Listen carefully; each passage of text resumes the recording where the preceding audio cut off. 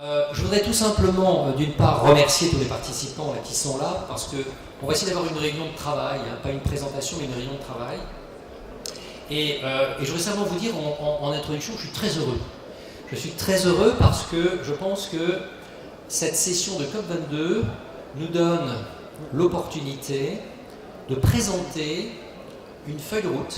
Il y a finalement un squelette, une base sur laquelle je pense que tous ensemble, nous allons pouvoir construire, me semble-t-il, avec votre enrichissement, quelque chose qui pourrait devenir la pierre angulaire de l'évolution du transport dans les décennies qui viennent. Et ce sera notre objectif à COP23. Hein, on se fixe simplement cet objectif qu'à COP23, le secteur du transport doit avoir enraciné sa feuille de route. Les gouvernements ont pris un engagement à Paris. Cet engagement, il est très clair et je trouve qu'il est extrêmement intelligent.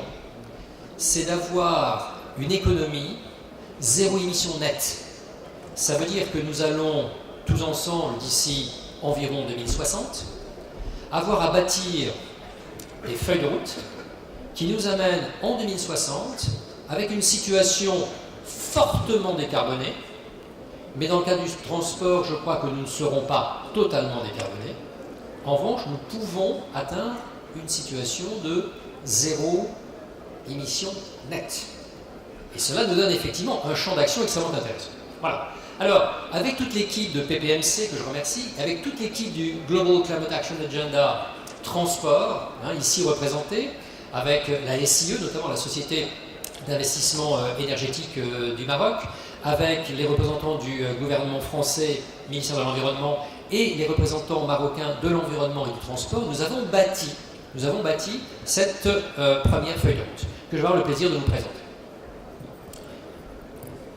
Alors, si je pointe, ça va peut-être marcher. Voilà, pardon, je reviens en arrière. Voilà. Donc, ce que nous présentons, j'insiste bien, c'est une actionable vision. Hein, une vision, une dynamique de transformation. Cette dynamique de transformation doit nous amener en 2060 à une situation de quasiment zéro émission nette. Alors, qu'est-ce qui est en jeu? Qu'est-ce qui est en jeu dans le domaine du transport? Vous connaissez la situation actuelle. Le transport globalement émet 7,7 milliards de tonnes annuellement. Les prévisions, qui sont forcément fausses, nous donnent qu'avec la dynamique actuelle de développement du transport, nous devrions être entre 12 et 15 milliards de tonnes. Tout moyen confondu. Le challenge que nous nous donnons, c'est d'arriver environ en 2050 à une situation où nous devrions être entre 2 et 3 milliards de tonnes. Ce challenge-là nous paraît relevable. Nous pouvons le relever avec des solutions qui sont, selon nous, et ce n'est pas du rêve, c'est simplement que nous l'avons déjà expérimenté à travers 18 ans de challenge Vivadom. Nous pouvons avoir des solutions qui sont techniquement faisables, qui sont économiquement positives, c'est-à-dire créatrices d'emplois, et j'insiste beaucoup sur ce point-là. Et troisièmement, nous pensons socialement positives également. Voilà. Donc ça, c'est ce qui est en jeu. Alors, pardon, j'ai un tout petit peu de mal à les passer. Il nous paraît essentiel dans ce contexte de faire une sorte de compte à rebours. C'est comme le lancement d'une fusée. Hein. Nous devons être en 2050-2060 à zéro émission nette. Nous devons donc séquencer un programme sur 4 décennies. Que nous faut-il avoir fait en 2050, 40, 30, 20, etc. C'est un countdown. Hein. Il est évident que pour préparer ce compte à rebours, il nous faut lancer un certain nombre de propositions de court terme. On a appelé ça des quick wins. Pour dire, entre maintenant et 2020, il faut que l'on se mette en orbite, là où il faut, et que l'on arrête peut-être un certain nombre de tendances qui ne sont pas favorables. C'est ce qu'on appelle les quick wins, les short-term decisions. Et puis bien sûr, nous avons le plaisir dans le domaine du transport, comme dans les autres 8 domaines qui sont traités ici à COP22, d'avoir un certain nombre d'initiatives de terrain. Merci à elles, elles ont démarré le cheminement, et on va pouvoir effectivement s'appuyer sur leur action pour pouvoir avancer un petit peu plus. Alors, pardon, j'ai un petit souci avec le... Ce que nous avons donc imaginé, c'est que ce schéma de long terme À peu près partout dans le monde, selon peut-être une dynamique un peu différente, mais partout dans le monde, nous pouvions la structurer en 8 priorités. Une première priorité qui est dans les villes. C'est dans la ville, évidemment, qu'on peut imaginer les transformations les plus fortes. Et nous pensons que ce qui est fondamental pour créer les marchés qui fassent que le business puisse répondre, c'est que cette transformation soit synergétique. En d'autres termes, il faut qu'en 10-15 ans, les villes passent d'une situation que nous connaissons aujourd'hui à une situation de low emission zone ou ultra low emission zone. C'est fondamental. C'est ça qui va amener du modal shift, du report modal. C'est ça qui va amener le développement de la mobilité électrique. Je regarde Ahmed, qui est un passionné de mobilité électrique. C'est ça qui peut évidemment amener aussi davantage de marches, de vélos, enfin bref, des transports publics mieux coordonnés, une utilisation systématique des informations de type ITS. Fondamental. Le deuxième, c'est que nous avons besoin d'une transformation énergétique. Et là, pas 36 000 choses à faire. 3 choses. Il y a 3 choses à faire. Décarboner l'électricité, nous apporter vers 2030-2035 de l'hydrogène propre, et au même horizon, une véritable industrie de biocarburants durables.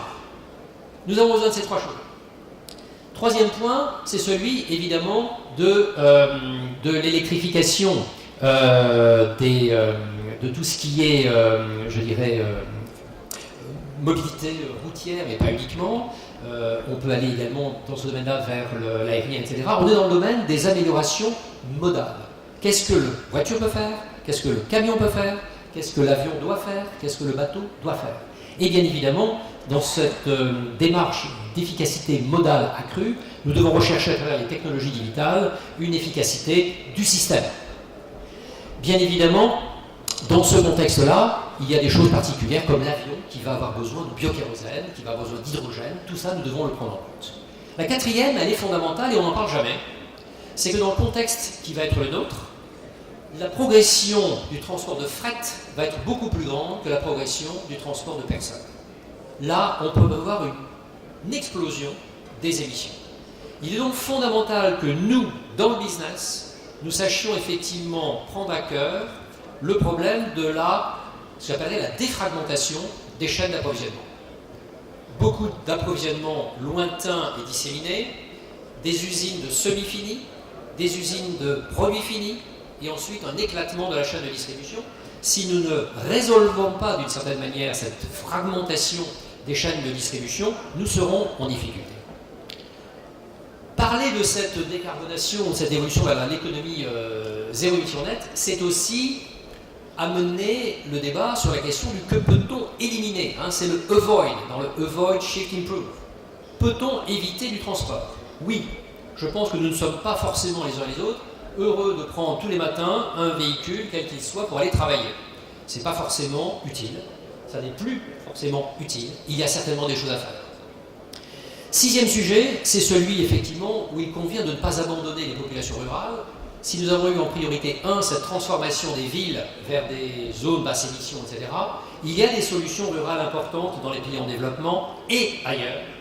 Le monde rural est particulièrement propice à une électricité décarbonée, décentralisée. Il y a des solutions de partage qui s'imposent, donc nous avons effectivement un registre là-dessus. Le 7e registre, c'est celui de l'adaptation, je n'y reviens pas, il est souvent minoré, il est très important. Et j'en arrive à la 8e priorité qui est quel est le corpus de politique publique, d'investissement public dont nous avons besoin et d'outils économiques d'une façon générale pour que les 7 priorités précédentes puissent être tenues. Et là-dedans, j'inclus bien sûr le prix du carbone, carbon pricing, j'inclus tout ce qui est aide au business pour limiter les risques d'investissement à long terme dans les technologies bas carbone. C'est là aussi que j'inclus et que nous incluons collectivement le sujet de l'offset, puisque pour arriver à une solution nette en émissions, il faut bien qu'il y ait de l'offset. Et ce sujet-là, ce n'est pas en 2050 qu'il faudra l'attaquer, c'est aujourd'hui. Voilà donc les 8 priorités. Alors, ces 8 priorités, on les retrouve donc là, dans ce petit schéma extrêmement simple, et je pense qu'on a le réalisme de se dire qu'il y a globalement 2 situations dans le monde.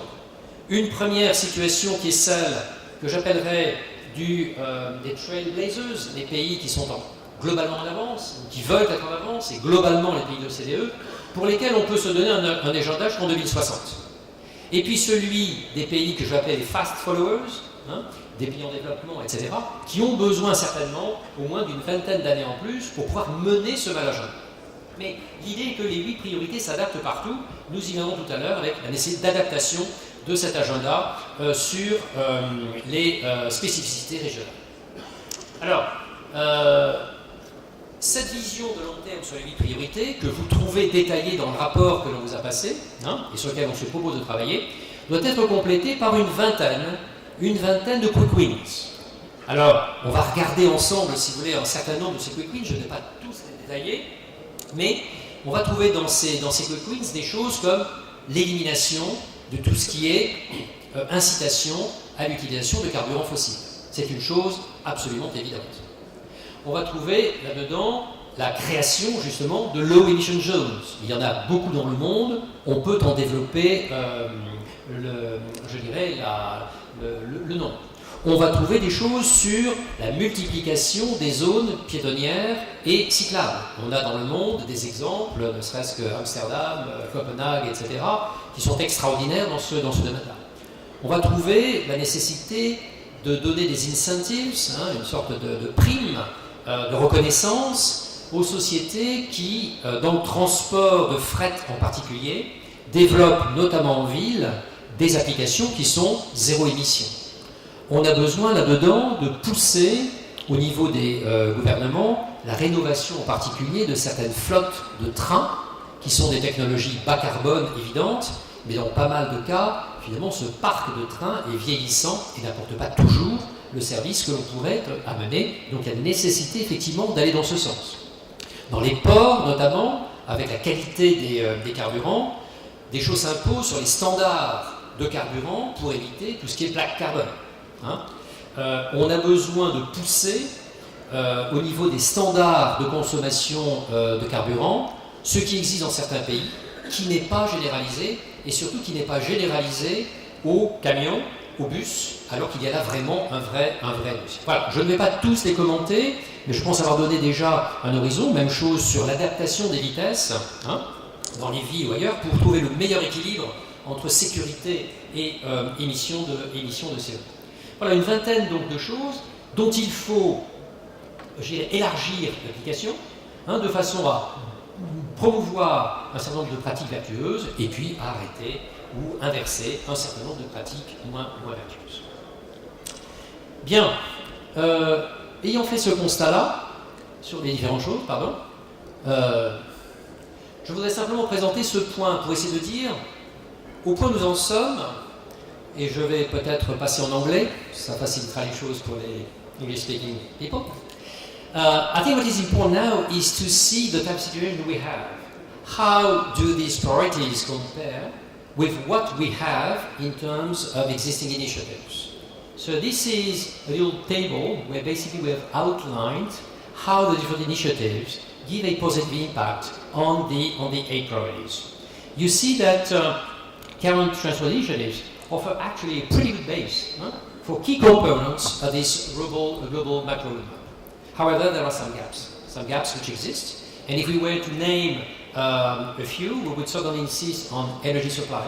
It's very clear that in the transport sector itself, we don't have initiatives to provide these new energy mixes that we need. So we have to look at what the energy sector is doing, and I was this morning discussing about that.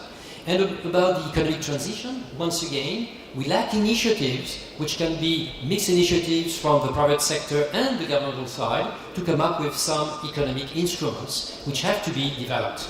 At the same time, it is very clear that the scale of initiatives is not always large enough, but this can be improved. So it's very important in the document that we have prepared to give some clear sense of where we stand, what are the gaps which have to be filled, and what we can propose. And in a word, we have today a call for action in the areas which are not covered enough.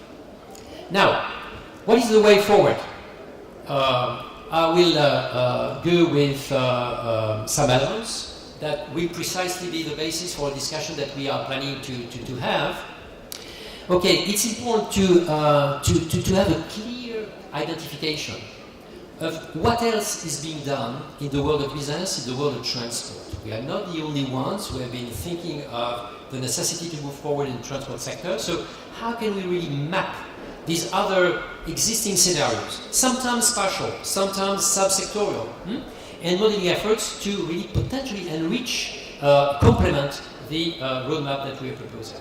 It's important to make a fair assessment also of the real mitigation potential of all the changes that we are advocating. And it's also important to prioritize, because countries will have to work on the 8 priorities at the same time with priorities which may differ from one area. It's important for us to move on in Europe with a specific roadmap, Latin America, Asia, Africa, and to go through a validation process. Thank you. Okay, move. So, in this analysis part, or after this analysis part, or together with this analysis part, very important to continue having this consultation part, where we think that it's important to consult with the private sector, and we are doing it right now, today. We're starting, okay, with entities which represent business. It's very key to have some sectoral consultations, public sector consultations, and at the same time, very important, and that will be the objective of the meeting which is going to follow this one, and I invite you to participate in the following meeting, which will be with ministers and representatives from different countries, where we need to have something very strong with the energy ministers, the finance ministers, and at the same time, the transport ministers, of course. Okay? With free focus, Europe is already started. We're working with the European Union, but in Latin America, in Asia, and in Africa, we have to give 3 major focuses. I think I'm going to stop there.